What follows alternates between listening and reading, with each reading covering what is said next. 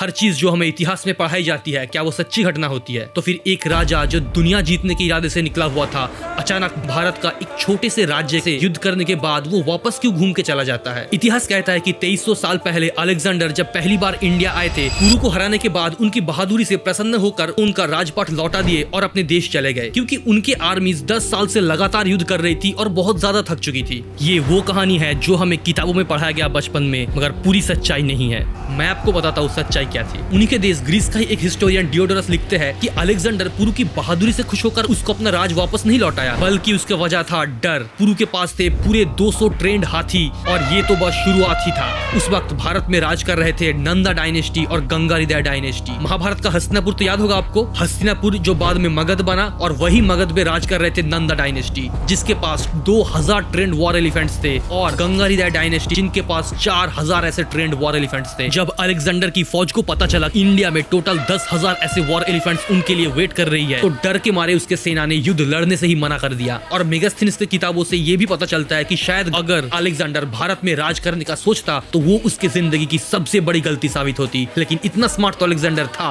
कि वो गलती उन्होंने नहीं किया, और तभी इतिहास में उनका नाम अलेक्जेंडर द ग्रेट के नाम से लिया जाता है, और ये सारे भारत के कारनामे इतिहास के पन्नों में दब कर रह जाता है।